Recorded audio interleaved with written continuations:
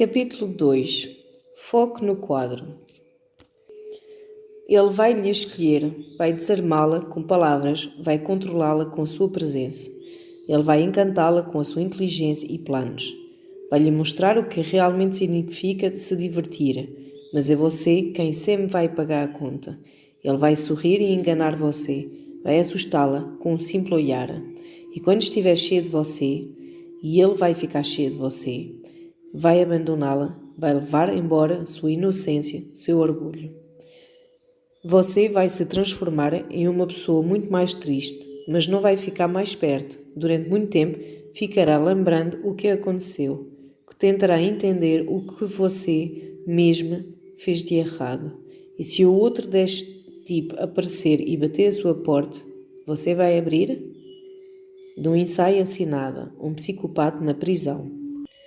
A pergunta permanece: Alice é louca ou má? Essa é uma questão que há muito tem ocupado não apenas psicólogos e psiquiatras, mas também filósofos e teólogos. Formalmente, o psicopata é um doente mental ou simplesmente alguém que desrespeita normas, mas tem plena consciência do que está fazendo? Essa pergunta não é apenas uma questão de semântica. Colocado de outro modo, tem imenso significado prático. O tratamento ou controle da psicopatia é responsabilidade direta dos profissionais da área da saúde mental ou do sistema correcional.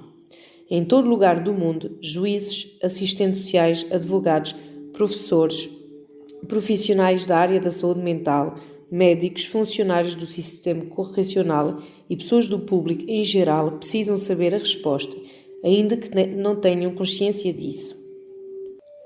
Desdobramento da questão. Para a maioria das pessoas, a confusão e a incerteza que cercam este tema começam na própria palavra psicopatia. Literalmente, ela significa doença mental, de psique, mente, e patos, doença. E esse é o significado do termo ainda encontrado em alguns dicionários. A confusão aumenta ainda mais quando a mídia usa o termo como equivalente de insano ou louco. A polícia disse que há um psicopata a solto ou o sujeito que matou essa mulher deve ser um psicopata. A maioria dos médicos e dos pesquisadores não usa o termo psicopata deste modo. Eles sabem que a psicopatia não pode ser compreendida a partir da visão tradicional da doença mental. Os psicopatas não são pessoas desorientadas ou que perderam o contacto com a realidade. Não apresentam ilusões, alucinações ou angústia subjetiva intensa que caracterizam a maioria dos transtornos mentais. Ao contrário dos psicóticos, os psicopatas são racionais, conscientes do que estão fazendo e do motivo por que agem assim. Seu comportamento é resultado de uma escolha exercida livremente.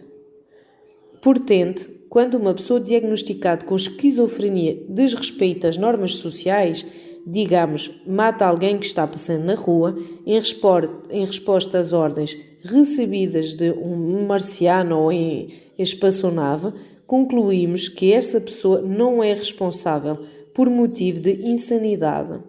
Já quando alguém com diagnóstico de psicopata desrespeita esta mesma norma, ele é considerado uma pessoa sã e mandado para a prisão.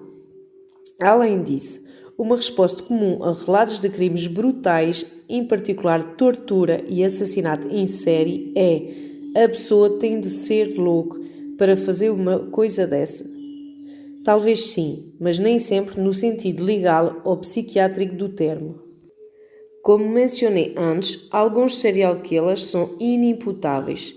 Tomemos, por exemplo, Edward Gain, cujos crimes pavorosos e bizarros tornaram-se material para a criação de uma série de personagens de filmes e livros, inclusive Psycho, The Texas Chainsaw Massacre e O Silêncio dos Inocentes.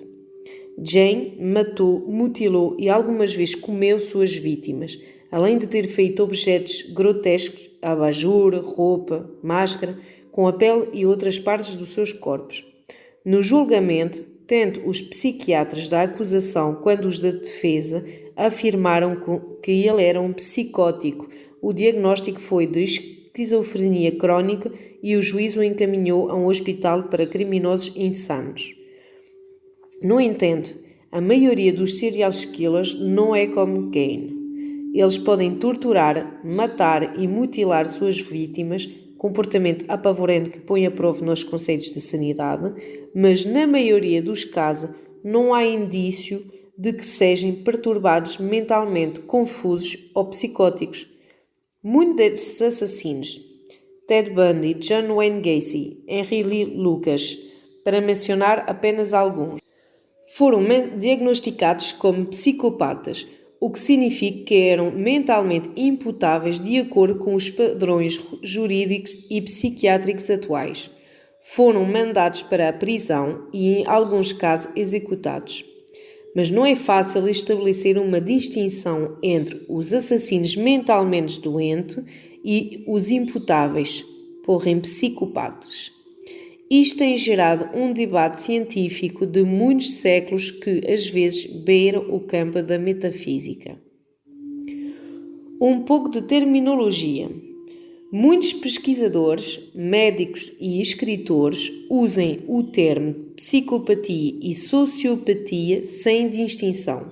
Por exemplo, no livro O Silêncio dos Inocentes, Thomas Harris descreveu Hannibal Lecter como um verdadeiro sociopata, enquanto o roteirista da versão cinematográfica chamou de verdadeiro psicopata.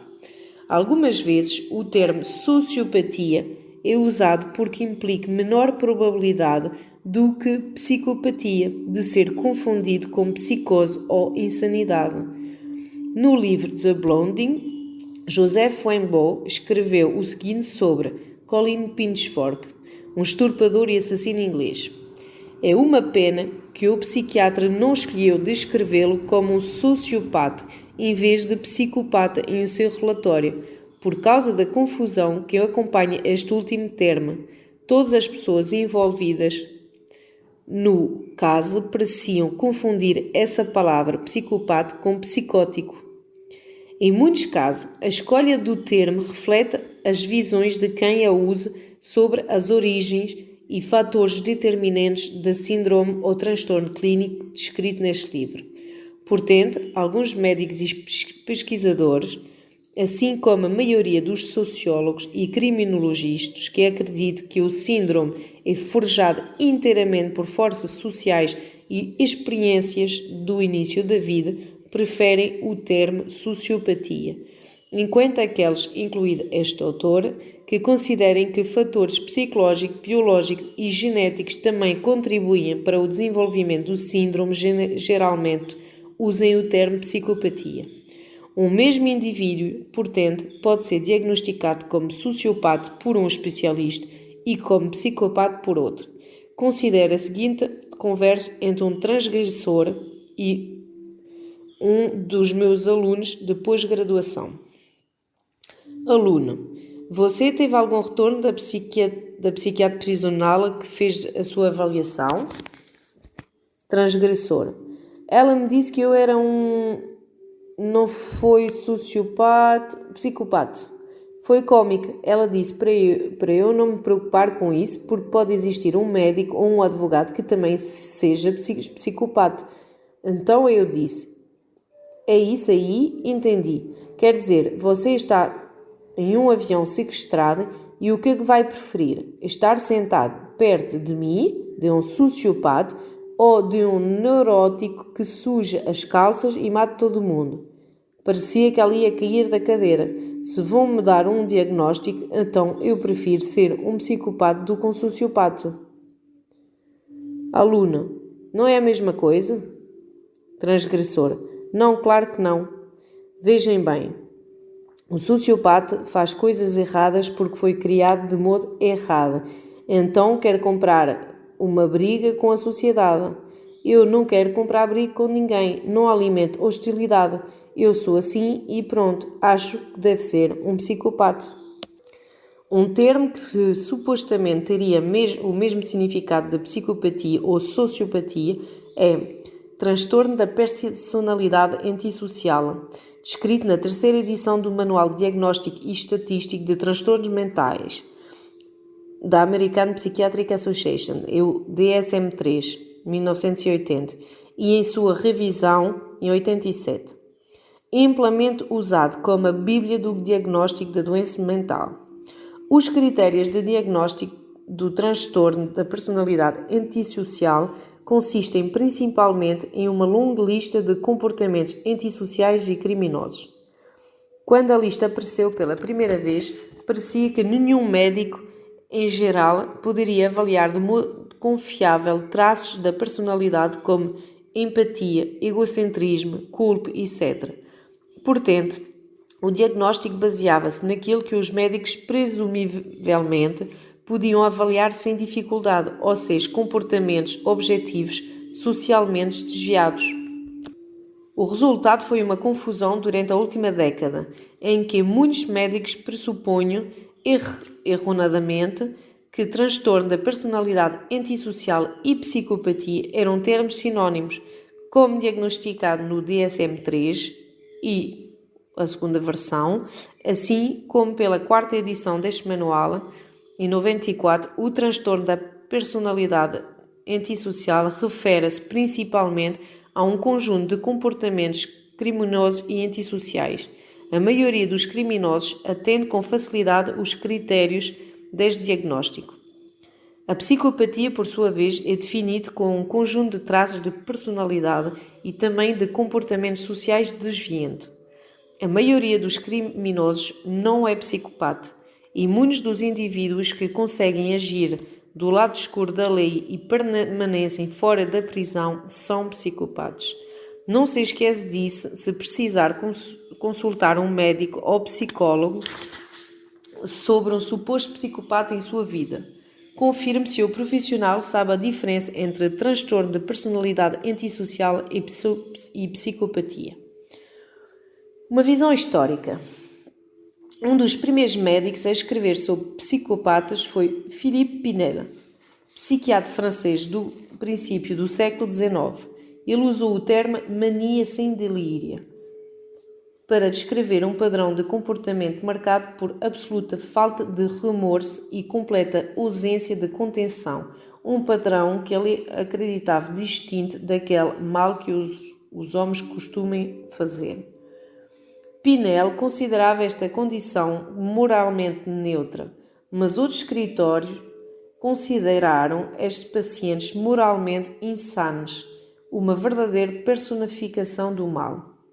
Assim teve início uma discussão que se estendeu por gerações e que oscilou entre a visão de que os psicopatas são loucos ou de que são maus, ou até diabólicos.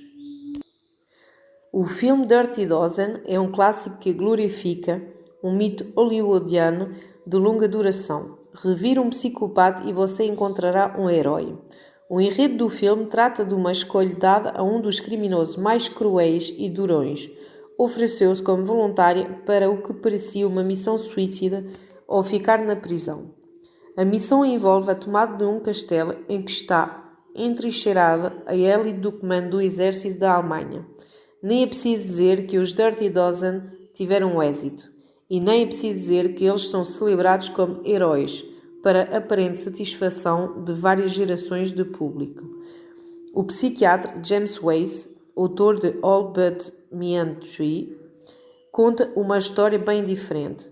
Este livro relata uma investigação conduzida durante a Segunda Guerra Mundial pelo brigadeiro-geral Elliot D. Cook e seu assistente, o coronel Ralph Bing. Eles começaram pelo fim, o Centro de Processamento, Detenção, do Exército da Costa Leste, no Campo Edwards, em Cape Cod, e trabalharam no sentido contrário, até ao nível da missão, para determinar como os mais de 2.000 reclusos tinham ido para lá. Era sempre, como acentua Weiss, a mesma história triste, recontada repetidas vezes. Sabendo que a companhia ia entrar em luta, o soldado oferecia-se como voluntário para ir buscar suprimentos e nunca mais se ouvia falar dele.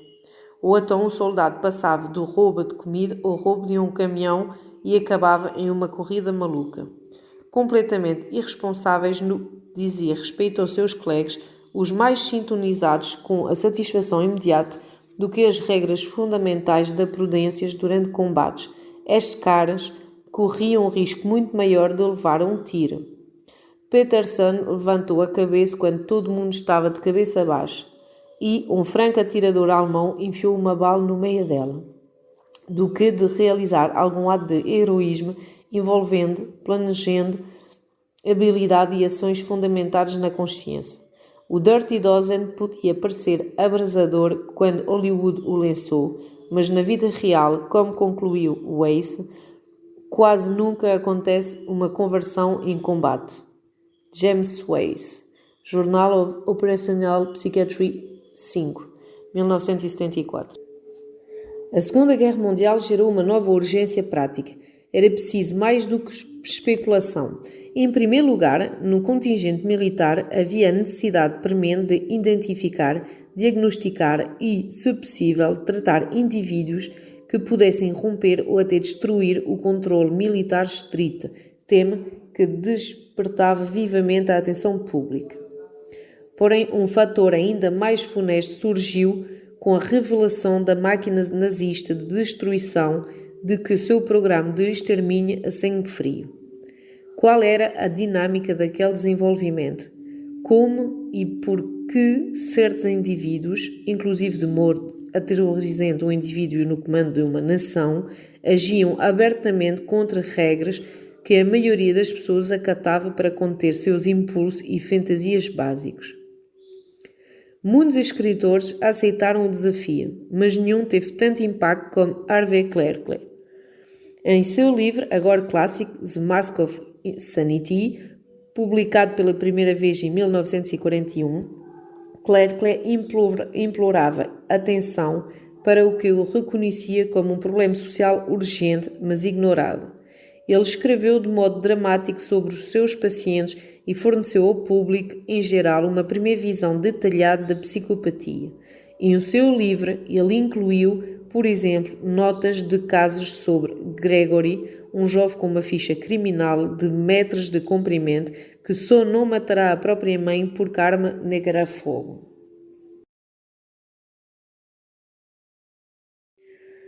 Seria impossível descrever adequadamente a trajetória deste jovem sem ocupar centenas de páginas. Seus atos antissociais repetidos e a trivialidade da sua motivação aparente, assim como a incapacidade de aprender pela experiência para se ajustar melhor e evitar problemas graves que podem ser facilmente previstos. Tudo isso me fazia sentir que ele era um exemplo clássico de personalidade psicopática. Eu acho muito provável que ele continua a se comportar como se comportava no passado e não conhece nenhum tratamento psiquiátrico capaz de influenciar seu comportamento de forma considerável ou de ajudá-lo a ajustar melhor. Páginas 173 e 174. Expressões como sagacidade e agilidade da mente, conversas magnetizantes e charme excepcional pontuam os relatos de caso de Clerkley. Ele observou que na cadeia ou na prisão o psicopata costuma usar suas consideráveis habilidades sociais para persuadir o juízo de que ele, na verdade, devia estar num hospital para doentes mentais. Uma vez no hospital, onde ninguém quer saber dele, pois é muito disruptivo, põe em prática sua habilidade para conseguir ser solto. Intermeados de descrições clínicas vividas, são as próprias reflexões de Clerkley sobre o significado do comportamento do psicopata. Ele, o psicopata, não se familiariza com os fatos ou dados primários de que chama de valores pessoais e é completamente incapaz de compreender essas questões. É impossível para ele desenvolver um mínimo interesse que seja por uma tragédia ou diversão, ou um ensaio pela humanidade como apresentado na literatura ou artes sérias. Ele também é indiferente a todas as matérias da vida em si, beleza e feiura, exceto em um sentido superficial. Bondade, maldade, amor, horror e humor não têm nenhum significado real, nenhuma força que o mova. Além disso, não tem capacidade de entender como os outros são tocados por essas coisas. E como se fosse cega às cores e este aspecto da existência humana, embora tenham uma inteligência aguçada. Ele não pode entender nada disso porque não há nada em nenhum ponto da sua consciência que possa preencher a lacuna necessária a uma comparação. Ele pode repetir as palavras e dizer com a loquacidade que esta compreendendo, mas não tem como saber que não compreende. Página 90.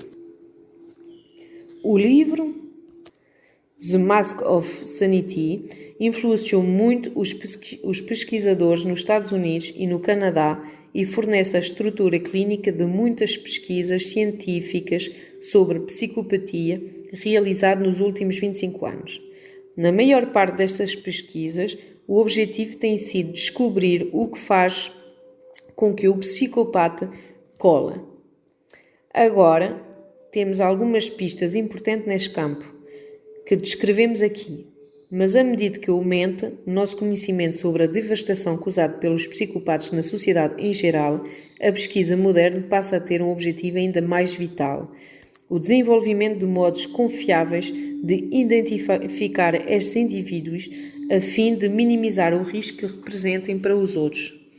Essa tarefa é de enorme importância para o público em geral e também para cada indivíduo em particular.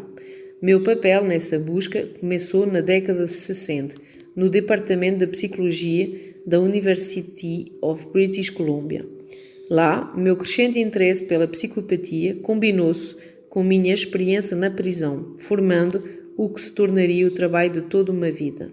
A partir daí, em todos os lugares onde trabalhei, dei seguimento à minha pesquisa. Como identificar os verdadeiros psicopatas? Um problema da condução das pesquisas em prisão é que os reclusos geralmente desconfiam e têm medo de estranhos, em especial de académicos. Eu tive a ajuda de um recluso no topo da hierarquia prisional que concluiu que minha pesquisa não teria nenhuma consequência negativa para os participantes e que ela seria até útil para a compreensão do comportamento criminoso. Esse preso, um assaltante de banco profissional, tornou-se meu porta-voz, endossou o meu trabalho e espalhou para todos que ele próprio era um participante ativo. O resultado foi uma grande onda de voluntários, uma abundância sem fim que trouxe consigo um problema: como distinguir os verdadeiros psicopatas dos demais voluntários. Na década de 60, psicólogos e psiquiatras estavam longe de chegar a um consenso a respeito da distinção da psicopatia. O problema da classificação era a principal pedra no caminho. Estávamos tentando categorizar seres humanos e não maçãs ou laranjas, e os aspectos distintivos que não nos preocupavam eram fenómenos psicológicos que escapavam aos olhos empíricos da ciência. Na Flórida, uma mulher havia comprado um carro novo para ele. Na Califórnia, outra mulher havia-lhe comprado uma casa trailer. E quem sabe o que mais teriam comprado para ele. Como escreveram em um artigo de jornal que descrevia as façanhas de Leslie Gall pelo país afora, o nome já diz tudo. Gall significa audácia, atrevimento e também tormento, perturbação. O trapaceiro adorável, como dizia uma das suas vítimas, foi passando de uma viúva a outra, extorquindo delas tudo o que precisava e muito mais. Elas abriram seus corações e seus talões de cheque. Com vigor, charme e uma pasta cheia de identidade falsas, ele teria roubado dezenas de milhares de dólares de mulheres mais velhas que encontrava em bailes de terceira idade e em clubes sociais. Ao puxar sua ficha, a polícia da Califórnia encontrou um extenso registro de crimes, todos relacionados a fraudes, falsificações e roubo. Quando Gale soube que a polícia da Califórnia estava em seu rastro, pediu a um advogado que escrevesse às autoridades da Flórida, dizendo que ele estaria pronto a confessar em troca de uma promessa de que poderia cumprir sua pena em uma prisão canadense. Assim que a história foi divulgada, escreveu o repórter Del Brazão, o telefone da polícia da Califórnia passou a tocar constantemente. Muitas pessoas diziam que achavam que Gale também estava envolvido com a sua mãe ou tia. A fisionomia dele fazia as pessoas pensarem: acho que conhece este cara de algum lugar. Quem sabe quantas outras vítimas ainda vão aparecer. Cumprindo agora uma pena de 10 anos em um presídio da Flórida, Gale descreve a si mesmo como um humanismo. É claro que eu peguei o dinheiro delas, mas elas tiveram muito em troca, diz ele. Eu atendi às suas necessidades. Elas tiveram atenção, afeição, companheirismo e, em alguns casos, amor. Havia época em que a gente nem saía da cama. Baseados nos artigos escritos por Dale Brazão, Toronto Star, 19 de maio de 1990 e 20 de abril de 92. Eu podia ter usado testes psicológicos padronizados para identificar reclusos psicopatas, mas a maioria destes testes depende de autorrelatos. Por exemplo, eu minto 1. Facilmente, 2. Com certa dificuldade, 3. Nunca. A população encarcerada com a qual eu trabalhava tinha o hábito de calcular o que psiquiatras e psicólogos queriam quando aplicavam testes e faziam entrevistas. Em geral, não havia um motivo para revelar coisas realmente importantes a funcionários da prisão, mas sim algo que pudesse ajudá-los em um pedido de liberdade condicional, mudança de oficina de trabalho, admissão em alguns programas específicos, etc. Além disso, os psicopatas que haviam ali eram especialistas em distorcer e moldar a verdade de acordo com os seus propósitos. O controle das próprias impressões era definitivamente um dos seus pontos fortes. Portanto, em geral, os registros prisionais eram preenchidos com cuidado e identificavam perfis de personalidade que divergiam embaraçosamente daquilo que todo mundo na prisão sabia sobre os reclusos em questão. Eu me lembro de um arquivo em que o psicólogo usará uma bateria de testes de autorrelato e concluirá que um assassino frio era, na verdade, um sujeito sensível e afetivo que precisava apenas do equivalente psicológico de um abraço caloroso. Por causa do uso aleatório dos testes de personalidade, a literatura estava e ainda está atravancada de estudos que dizem tratar de psicopatia, mas na verdade tem pouco a ver com ela. Um recluso forneceu um ótimo exemplo do que me fez relutar em confiar nos testes psicológicos. Durante uma entrevista com ele, em um dos meus projetos de pesquisa, veio à tona o assunto dos testes. Ele me disse que sabia tudo sobre eles, principalmente sobre o questionário de autorrelato mais popular entre os psicólogos prisionais, o Inventário Multifásico da Personalidade de Minnesota. Foi descoberto que esse homem tinha em sua cela a série completa de folhetos com perguntas, grades de pontuação, gabaritos e manuais de interpretação deste inventário, e usava este material e os conhecimentos que adquiria para dar consultoria paga, é claro, a outros reclusos. Determinava o tipo de perfil que o seu cliente devia ter de acordo com a sua situação e objetivos e depois ensaiava com ele as respostas às perguntas. Acabou de chegar à prisão? Então você tem de mostrar que está um tanto perturbado, talvez deprimido e ansioso, mas não em um grau que não possa ser tratado. Quando estiver chegando a data da sua condicional, me procure de novo e nós vamos dar um jeito de mostrar que você melhorou bastante. Mesmo sem essa ajuda profissional, muitos criminosos são capazes de simular resultados em testes psicológicos sem grandes dificuldades. Recentemente vi que um dos reclusos que pratico os meus projetos de pesquisa tinha uma ficha institucional com 3 perfis de inventários completamente diferentes, obtidos com intervalo de aproximadamente 1 ano. O primeiro sugeria que o homem era psicótico, o segundo que era perfeitamente normal e o terceiro levemente perturbado. Durante nossa entrevista, ele expressou a opinião de que psicólogos e psiquiatras são cabeças de vento que acreditam em tudo que lhes dizem. Como a unidade em que estava não o agradava, ele conseguiu fazer outro teste, cujo resultado desta vez foi normal e obteve transferência para a prisão central. Pouco depois resolveu se descrever como ansioso e deprimido, então produziu um perfil no teste indicativo de perturbação leve, o que lhe valeu a prescrição de Valium que então vendia a outros reclusos. Aqui a ironia está no facto de que o psicólogo prisional tratou cada um dos perfis do do teste como uma indicação válida do tipo e grau de perturbação psiquiátrica do recluso. Eu decidi enfrentar o problema de classificação, mas sem confiar apenas no autorrelato. Para coletar os dados, reuni uma equipa de médicos bem familiarizados com o trabalho de Clerkley.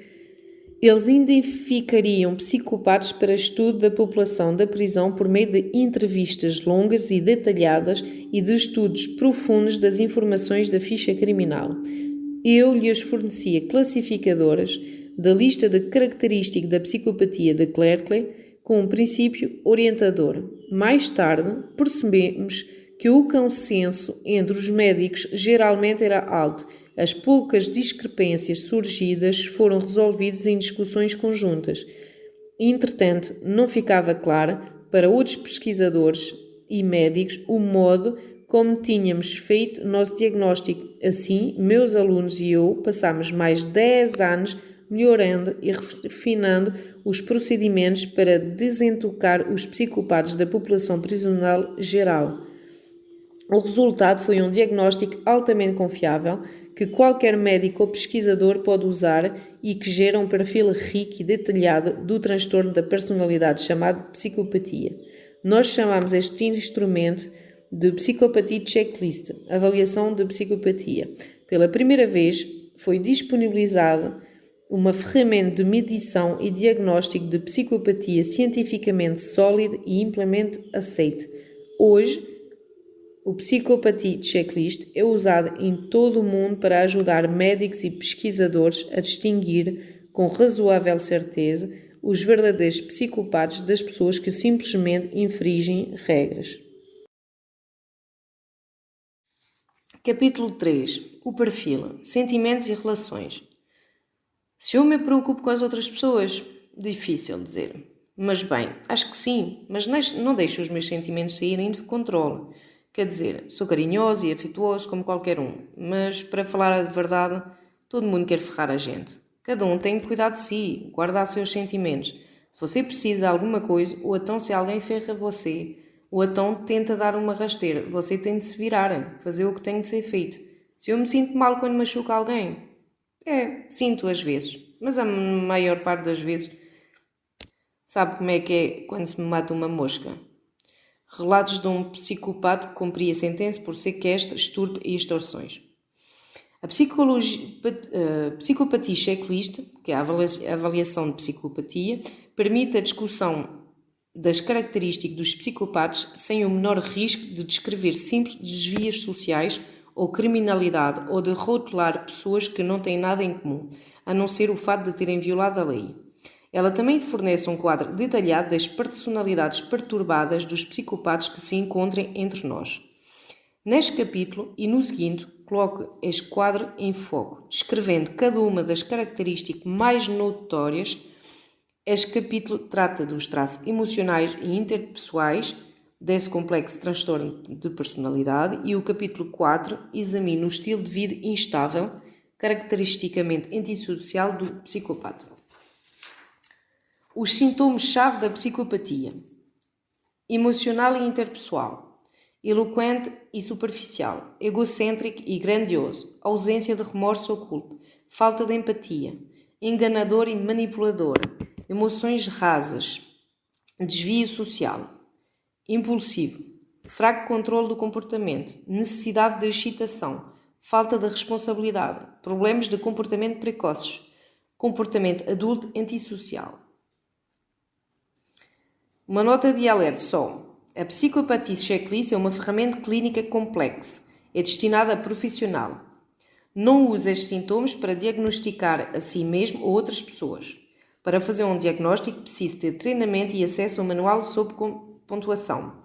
No caso de suspeitar de algum conhecido sofrer deste transtorno, dirija-se a um psiquiatra ou uma pessoa especializada. Pronto. Eloquente e superficial. Os psicopatas com frequência são espirituosos e articulados. A sua conversa pode ser divertida e envolvente, podem ser sempre uma resposta inteligente na ponta da língua e são capazes de contar histórias improváveis, mas convincentes, que os colocam em posição favorável. Ao se apresentar, costumam ser muito efetivos e com frequência mostrem-se agradáveis e atraentes. Para alguns, eles parecem pretensiosos e lisonjeiros demais, claramente falsos e superficiais. Observadores astutos costumam ter a impressão de que os psicopatas estão desempenhando um papel repetindo suas falas mecanicamente. Uma das avaliadoras que trabalharam comigo descreveu este modo numa entrevista que fez com o prisioneiro. Eu me sentei, peguei a prancheta e a primeira coisa que esse cara me disse foi: que olhos lindos. Durante a entrevista, ele deu-me um jeito de incluir alguns comentários elogiosos sobre a minha aparência. Estava fascinado pelo meu cabelo. Então, enquanto guardava minhas coisas, eu estava-me sentindo diferente, bonita. Eu sou uma pessoa prevenida, especialmente no trabalho, e consigo ver bem onde há falsidade. Quando saí de lá, não conseguia acreditar que tinha caído naquela conversa mole. Os psicopatas às vezes falam pelos cotovelos e contam histórias que parecem improváveis, à luz do que sabemos sobre eles. Em geral, tentam passar a impressão de que conhecem bem sociologia, psiquiatria, medicina, psicologia, filosofia, poesia, literatura, arte ou direito. Uma indicação clara deste traço costuma ser uma leviana falta de preocupação com o risco de serem descobertos. Um dos nossos arquivos prisionais descreve um recluso psicopata que afirmava ter formação superior em sociologia e psicologia, quando na verdade nem tinha sequer concluído o ensino médio. Ele manteve esta ficção durante uma entrevista com uma das minhas alunas, candidata a doutor em psicologia. Ela comentou que o recluso tinha tanta segurança no uso do jargão técnico e dos conceitos que pessoas sem familiaridade com a área da psicologia teriam ficado impressionadas. Variações deste tipo de especialista são comuns entre psicopatas. Em seu livro Echo in the Darkness, Joseph Wanbock descreve com maestria um professor psicopata, William Bradfield, que com sua aparente erudição conseguiu passar a perna em todo mundo ao seu redor. Quer dizer, quase todo mundo. As pessoas familiarizadas com as disciplinas em que Bradfield se dizia especialista logo identificavam seu conhecimento superficial sobre os tópicos. Uma delas observou que ele conseguiu introduzir 2 linhas de qualquer assunto, mas não ia além disso. Obviamente, nem sempre é fácil dizer se o sujeito está sendo falso ou sincero, em especial quando sabemos pouco sobre ele. Suponhamos, por exemplo, que uma mulher acabou de encontrar um homem atraente em um bar e enquanto tomem uma taça de vinho, ele diz o seguinte: Eu joguei fora grande parte da minha vida. Não podemos voltar no tempo. Eu já tentei isso, recuperar o tempo perdido fazendo mais coisas. Tudo passou mais rápido, mas nada ficou melhor. Agora quero viver uma vida bem mais tranquila. Quero dar aos outros tudo o que eu não pude ter. Pôr um pouco de diversão na vida deles. Não estou falando de emoções extremas, estou falando do que é essencial para a vida de alguém. Pode ser uma mulher, mas não tem de ser necessariamente uma mulher. Pode ser os filhos de uma mulher ou talvez alguém que está em um asilo. Não acho. Eu tenho a certeza que isto me traria muito prazer, me faria sentir realmente satisfeito com a minha vida. Esse sujeito está sendo sincero? As palavras foram ditas com convicção. Elas vieram de um preso de 45 anos de idade, com uma ficha criminal horrenda. Um homem com a pontuação mais alta possível na Psychopathy Checklist. Um homem que tratou a própria esposa brutalmente e abandonou os próprios filhos. No livro Fatal Vision, o autor Joe McGinnis descreveu sua relação com Jeffrey MacDonald, médico psicopata condenado pela morte da esposa e das filhas. 6 meses, talvez 7 ou 8, depois da condenação dele, eu ainda me confrontava com aquelas terríveis circunstâncias, as mais terríveis que eu já havia conhecido como escritor, e o tempo todo ouvindo as súplicas daquele homem charmoso e persuasivo para que eu confiasse nele. Eu lutava não apenas com a questão da sua culpa, mas com outra questão que, de certa forma, era muito mais perturbadora. Se ele realmente tinha feito aquilo, como que eu podia ter gostado dele? Jeffrey MacDonald processou McGuinness por várias coisas, inclusive por infligir sofrimento emocional intencionalmente. O autor, Joseph Wambon, testemunhou no tribunal e disse o seguinte sobre MacDonald, que ele considerava um psicopata. Eu o achava extremamente eloquente. Acho que nunca tinha encontrado alguém tão eloquente e estava impressionado com o modo como ele contava uma história. Descrevia aqueles eventos totalmente horríveis, mas conseguia dar detalhes quase gráficos dos assassinatos, de modo muito desembaraçado, eloquente, fácil. Eu já entrevistei dezenas de pessoas que sobreviveram a crimes horríveis, alguns logo depois dos eventos, outros passados muitos anos, inclusive os pais de crianças assassinados, e nunca, em toda a minha experiência de vida, encontrei alguém que fosse capaz de descrever o acontecido daquele jeito quase galanteador, como fazia o Dr. MacDonald. Egocêntrico e grandioso. O mundo continuava a girar em torno dela enquanto ela brilhava. Não era a estrela mais brilhante, mas a única estrela, disse Anne Hull a respeito de Diane Downs, que em 1984 foi condenado por atirar em seus 3 filhos pequenos, matando um e causando lesões permanentes nos outros 2. Os psicopatas têm uma visão narcisista e exageradamente vaidosa do seu próprio valor e importância. Um egocentrismo realmente espantoso. Acreditam que têm direito a tudo e considerem-se o centro do universo. Seres superiores que têm todo o direito de viver de acordo com as suas próprias regras. Não é que eu não cumpra as leis, disse um dos sujeitos das nossas pesquisas. Eu sigo as minhas próprias leis. Nunca violo as minhas próprias leis. Em seguida, escreveu essas regras nos seguintes termos, escolhendo a número 1. Quando perguntaram a outro psicopata preso por uma série de crimes, inclusive roubo, estupro e fraude, se tinha alguma fraqueza, a resposta foi: eu não tenho nenhuma fraqueza, a não ser talvez que eu sou caridoso demais. Em uma escada de 10 pontos, ele se classificou como 10 redondo. Eu poderia dizer 12, mas isto já seria me gabar. Se a minha educação tivesse sido melhor, eu seria brilhante. A ostentação e a pompa de alguns psicopatas com frequência emergem de modo dramático no tribunal. Não é incomum, por exemplo, situações em que criticam e demitam seus advogados e assumem a própria defesa, em geral com resultados desastrosos. Meu parceiro pegou um. Eu peguei 2 por causa de uma merda de um advogado, disse um dos sujeitos das nossas pesquisas. Mais tarde apresentou a própria apelação. A sua sentença aumentou para 3 anos. Os psicopatas com frequência se comportam como pessoas arrogantes e vaidosas, sem nenhuma vergonha. São seguros de si, de opinião firme, dominadores e convencidos. Adoram ter poderes e controle sobre os demais e parecem incapazes de reconhecer que as outras pessoas têm opiniões próprias válidas. Parecem carismáticas ou eletrizantes para alguns. Raramente os psicopatas ficam constrangidos com problemas jurídicos, financeiros ou pessoais.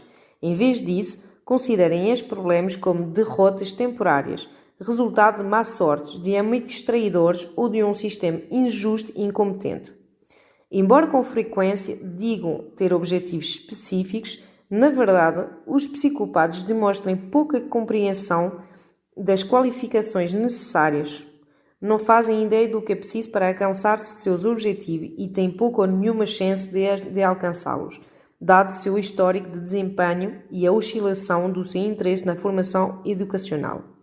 Quando pensa na possibilidade de liberdade condicional, o recluso psicopata às vezes traça planos vagos para se tornar um magnate do ramo imobiliário ou advogado dos pobres. Um preso pouco instruído registrou os direitos do título de um livro que ele estava planejando escrever a respeito de si próprio e, a partir daí, passou a calcular a fortuna que o best-seller lhe traria. Os psicopatas acham que as suas habilidades serão capazes de transformá-los naqueles que querem ser. Dadas as circunstâncias adequadas, oportunidade, sorte, vítimas condescendentes, sua grandiosidade pode se concretizar de modo espetacular. Um empresário psicopata, por exemplo, Pensa grande, mas geralmente com o dinheiro dos outros. Encarcerados por arrombamento, de uma lista de crimes que remetia ao início da adolescência, Jack recebeu a pontuação mais alta possível na Psychopathia Checklist. Ele começou a entrevista com interesse fora do comum pela câmara de vídeo. Quando é que vamos assistir a fita? Eu quero ver a minha cara, como fiquei. Em seguida, iniciou um relato longo e detalhado de 4 horas sobre o seu histórico criminal, entrecortado por constantes lembretes endereçados a ele próprio. É mesmo, eu desisti disto tudo. A história desenrolada mostrava a repetição de pequenos roubos e servicinhos sujos. Quanto mais pessoas a gente encontra, mais dinheiro a gente tira delas. E elas não são vítimas, não. Não depois, elas conseguem do seguro ainda mais do que perderam. Além dos pequenos roubos, que no final levaram a arrombamentos e assaltos à mão armada, havia um histórico de brigas. Isso é... Eu gosto de uma boa briga desde os 14 anos, mas não faço nada de mal. Não tipo bater em mulher, em crianças.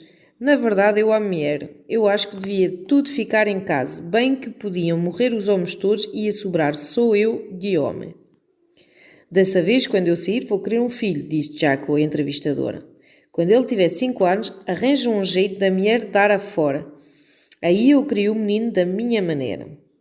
Quando lhe perguntaram como entrará para a carreira de crime, Jack respondeu: tive a ver com a minha mãe, a pessoa mais linda do mundo. Ela era forte, trabalhava duro para tomar conta de 4 filhos. Uma pessoa linda. Eu comecei roubando as joias dela quando eu estava na 5ª série. Você sabe, nunca conheci a puta direito. Cada um seguiu o seu caminho. Jack fez um esforço notável para justificar sua vida de crimes. Às vezes eu tinha de roubar para sair da cidade. Tinha mesmo, mas eu não sou um puta marginal. Depois de decorrer na entrevista, no entanto, lembrou. Eu estava na onda de arrombar 16 em 10 dias. Era bom, me sentia bem. Parecia que estava viciado e tinha de pegar a droga. Você mente? Perguntou o entrevistador. Você está brincado? Mentir é igual a respirar, cada uma maior que a outra. A entrevistadora de Jack, uma psicóloga experiente na administração da Psychopathia Checklist, descreveu a entrevista não só como a mais longa, mas como a mais divertida que já havia feito. Segundo ela, Jack era um dos reclusos mais teatrais que já encontrará. Embora não demonstrasse nenhuma empatia em relação às suas vítimas, ele amava claramente os próprios crimes e parecia tentar impressionar a entrevistadora com as suas incríveis façanhas irresponsáveis. Jack podia falar durante horas com a característica habilidade dos psicopatas de se contradizer ou passar de uma sentença a outra. Sua longa ficha criminal refletia não apenas sua versatilidade no mundo do crime, mas uma evidente incapacidade de aprender com experiências passadas. Igualmente fascinante era a clara falta de realismo em seus planos. Embora estivesse bastante fora de forma e acima do peso, por causa de anos de se alimentando com comida da prisão e fast food barato encomendada, ele disse à entrevistadora, com uma segurança de um atleta profissional em treinamento, que planejava virar nadador profissional quando acabasse de cumprir sua pena. Ele ia-se a corrigir, viver as suas vitórias e viajar com o dinheiro depois de aposentado ainda novo. Jack tinha 38 anos de idade na época da entrevista. Não se sabe se ele foi nadador na vida. Ausência de remorso ou culpa. Os psicopatas mostram uma assombrosa falta de preocupação com os efeitos devastadores das suas ações sobre os outros. Com frequência, são completamente diretos sobre o assunto e declaram com tranquilidade que não sentem nenhuma culpa, não sentem remorsos pela dor e destruição que causaram e não veem motivo para se preocuparem. Quando perguntamos se sentia algum arrependimento por ter esfaqueado uma vítima de assalto que passará os 3 meses subsequentes no hospital em decorrência dos ferimentos, um dos sujeitos de nossas pesquisas disse que, na real, ele passou uns poucos meses no hospital e eu estou apodrecendo aqui. Eu furei o cara um pouco. Se quisesse dar fim nele, era só rasgar a garganta dele. Eu sou assim, dei uma folga para ele. Eu pergunto, você se arrepende de algum dos seus crimes? Ele diz, não me arrependo de nada. O que está feito, está feito. Deve ter uma razão para isto tudo que eu fiz e foi por isso que tudo aconteceu. Antes da própria execução, o serial killer Ted Bundy falou diretamente sobre culpa em várias entrevistas de Stephen Michaud e Hugh Ainsworth. Não importa o que fiz no passado, disse ele. Seja lá o que for, você sabe, as emoções das omissões ou comissões, isso não me incomoda. Tente tocar o passado. Tente lidar com o passado. Ele não é real, é só um sonho. O sonho de Bundy continha seus assassinatos. Matará uma centenas de mulheres jovens. Não havia apenas fugido do próprio passado. Ele acabará com o futuro de cada uma das suas jovens vítimas. Uma por uma. Culpada. Ele repetia na prisão. Esse é um mecanismo que se usa para controlar as pessoas. É uma ilusão. É um tipo de mecanismo de controle social e é muito doentio. Isto faz o nosso corpo reagir a um modo horrível. E há modos muito melhor de controlar nosso comportamento do que o uso extraordinário da culpa. No entanto, os psicopatas às vezes verbalizam remorso, mas depois se contradizem em palavras e ações. Na prisão, os criminosos aprendem rapidamente que remorso é uma palavra importante. Quando perguntamos se sentia remorso de um assassinato que cometerá, um jovem preso nos disse: sim, é claro, sinto remorso. Pressionado a explicar melhor, diz que não se sentia mal por dentro por causa disso. Certa vez fiquei aturdido com a lógica de um recluso que descreveu a vítima, assassinado por ele, como alguém que havia se beneficiado com o crime, pois aprenderá uma dura lição de vida. A culpa foi toda do cara, disse outro recluso a respeito do homem que ele matará em um abrigo por causa de uma conta de bar. Qualquer um podia ver que eu estava de mau humor naquela noite. Porquê é que ele veio me encher o saco? E continuou. Também no final o cara nem sofreu. Cortar a artéria é o jeito mais fácil de partir. A falta de remorso ou de culpa do psicopata está associado com uma incrível habilidade de racionalizar o próprio comportamento e de dar de ombros para a responsabilidade pessoal por ações que causam desgosto ou desapontamento a familiares, amigos, colegas e a outras pessoas que seguem as regras sociais. Em geral, os psicopatas têm desculpas prontas para o próprio comportamento e às vezes até negam completamente que o fato tenha acontecido. Exemplo: o preso Jack Abbott ganhou proeminência no noticiário quando o escritor Norman Mailer o ajudou a publicar o livro In the Belly of the Beast, Letters from Prison. Na verdade, Abbott não ganhou apenas famas por se ter associado a um famoso romancista e figura pública, ele também ganhou a liberdade. Logo depois de obter a liberdade condicional, Abbott entrou em um abrigo com um garçom em um restaurante de Nova York. O garçom pediu que ele saísse do estabelecimento. Abbott se recusou e os dois terminaram nos fundos do estabelecimento, onde o ex-detente enfiou uma faca em Richard Eden, que estava desarmado, ferindo-o mortalmente. Em entrevista ao programa de televisão Current Affair, revista de notícias, perguntaram a Abbott se sentia remorso. Eu não acho que essa seja a palavra adequada. Remorso quer dizer que você fez alguma coisa errada. Se fui eu que dei uma facada nele, foi tudo um acidente. Ele foi condenado pelo crime e mandado para a prisão. Alguns anos depois, a esposa do garçom processou-o pela morte injusta do marido e Abbott apresentou-se como o seu próprio advogado. Ritzie Adam, a esposa da vítima, descreveu assim o comportamento dele no banco das testemunhas. Ele falava que sentia muito e depois, de repente, começava a me insultar. Todo mundo ali, naquele tribunal, sabia que eu estava sendo condenado a queima-roupa, disse Abbott a um repórter de televisão. Em relação à profundidade dos seus sentimentos conscientes a respeito da morte, podemos tirar nossas conclusões a partir destas afirmações. Ele não sentiu dor nenhuma, foi um corte limpo. Depois se concentrou especificamente em Richard Eden. Ele não tinha futuro como ator e mais provável é que fosse procurar outro tipo de trabalho. O New York Times Service, 16 de junho de 90, informou que Abbott teria dito a Richie Adam que a vida do marido dela não valia um centavo. Apesar disso, outorgaram mais de 7 milhões de dólares. Perda de memória, amnésia, blackout, múltipla personalidade e insanidade temporária brotam constantemente em interrogatórios de psicopata.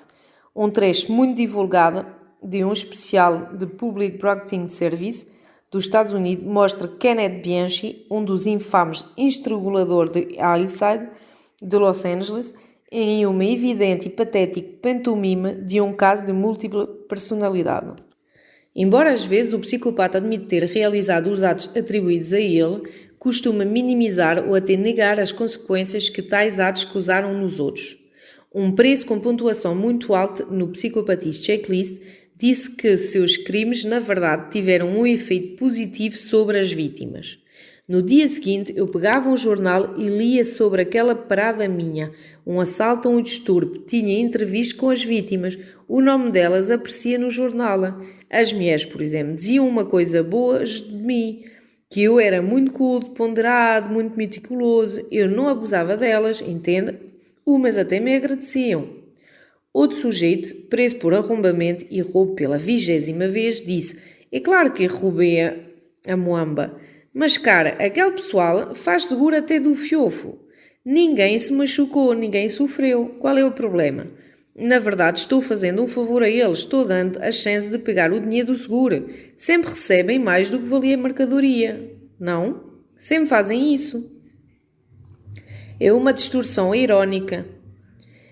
Os psicopatas com frequência consideram que as vítimas são eles próprios.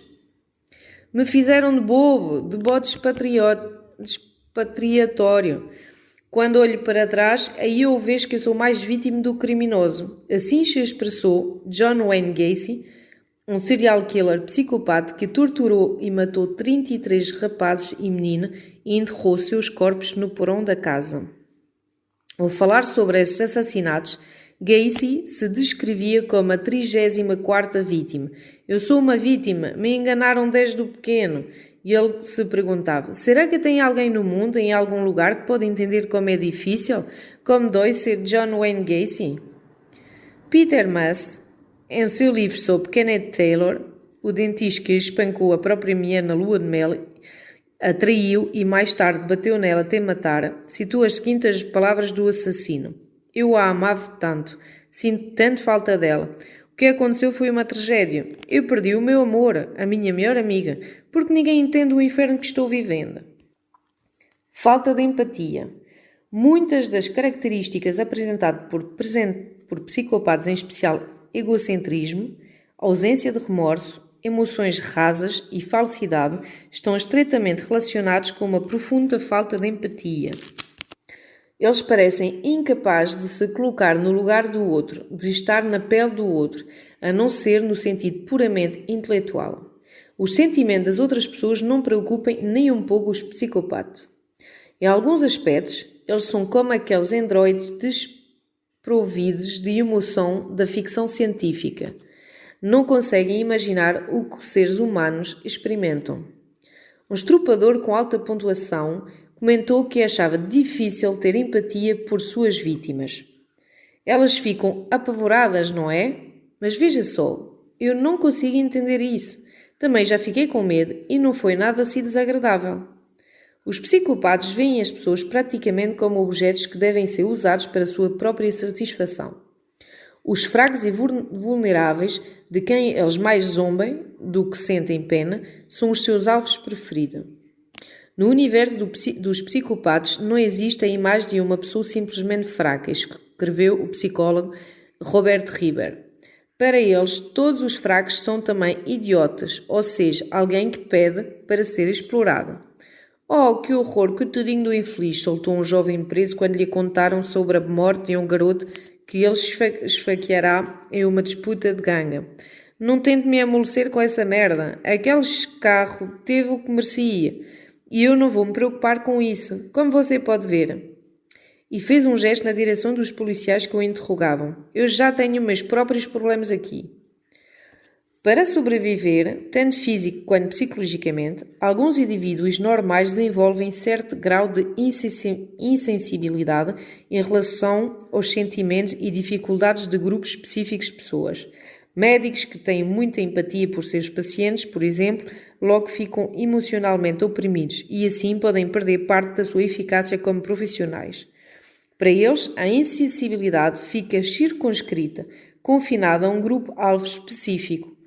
De modo similar, soldados, integrantes de gangue e terroristas podem ser treinados de maneira muito eficaz, com a história que tem mostrado repetido várias vezes, para ver o inimigo como menos do que um ser humano, como um objeto sem vida interior. Os psicopatas, no entanto, apresentam uma falta generalizada de empatia. São indiferentes aos direitos e ao sofrimento de estranhos e também aos dos próprios familiares. Quando mantém algum laço com a esposa e os filhos, isto acontece apenas porque considerem os membros da própria família como um bem que lhe pertence, como aparelhos de som ou automóveis. Realmente é difícil evitar a conclusão de que alguns psicopatas estão mais preocupados com as peças internas dos seus carros do que com o mundo interior das pessoas amadas.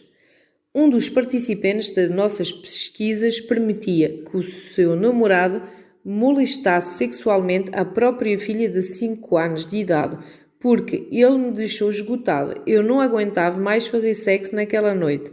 A mulher achava difícil entender porque as autoridades haviam tomado sua filha. Ela me pertence, o bem-estar dela é negócio meu. Entretanto, não protestou muito, com certeza não tendo quanto no dia em que apreenderam seu carro por não pagamento de multas de trânsito durante a audiência sobre a custódia da menina. Por causa da sua incapacidade a avaliar os sentimentos de outras pessoas, alguns psicopatas podem agir de um modo que os demais acham não apenas horrendo, mas também desconcertante. Eles são capazes, por exemplo, de torturar e mutilar as suas vítimas mais ou menos com a mesma inquietação que sentimos ao cortar o peru do jantar no dia da Ação de Graças. No entanto, exceto em filmes e livros, pouquíssimos psicopatas cometem crimes deste tipo.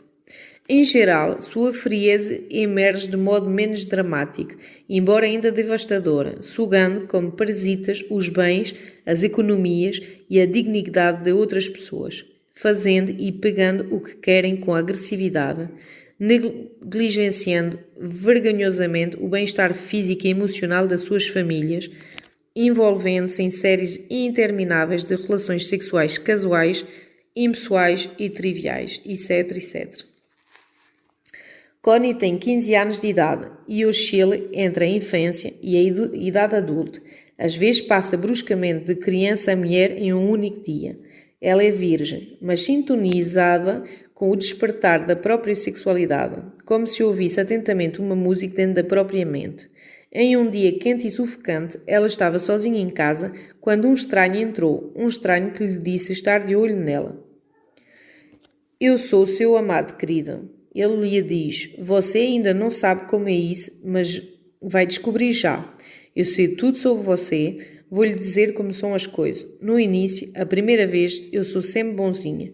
Vou segurar você com tanta força que você nem vai pensar em se livrar de mim ou em fazer alguma coisa, porque vai saber que não pode. Então, eu vou entrar em você, lá dentro, naquele lugar secreto, e você vai deixar e vai me amar. Eu vou chamar a polícia. Da boca dele escapou de repente um palavrão, uma parte que não era dirigida a ela. Mas até isso, meu Deus, até isso parecia falso. Depois ele começou a sorrir de novo. Ela ficou olhando aquele sorriso, estranho, como se ele estivesse sorrindo com uma máscara no rosto. O rosto inteiro era uma máscara, pensava ela, uma máscara que descia até a garganta. O negócio é o seguinte, querida, você vai sair e nós vamos dar uma volta, um bom passeio. Mas se não vier comigo, então vamos esperar até o seu pessoal chegar. E cada um deles vai ter a sua parte. Minha doce, linda menina de olhos azuis. Disse ele em um suspiro meio cantado, que não tinha nada a ver com os olhos castanhos dela. Joyce Carol Watts, where are you going, where have you been? Enganador e manipulador. Mentir, enganar e manipular são talentos naturais dos psicopatas. Com o poder da própria imaginação dirigida e voltada apenas para eles próprios, os psicopatas parecem não se intimidar nem um pouco com a possibilidade e às vezes até com a certeza de serem descobertos. Quando pegos em uma mentira ou desafiados com o confronto da verdade, raramente ficam perplexos ou constrangidos. Simplesmente mudem suas histórias ou tentem retrabalhar os fatos de modo que parecem consistentes com a mentira.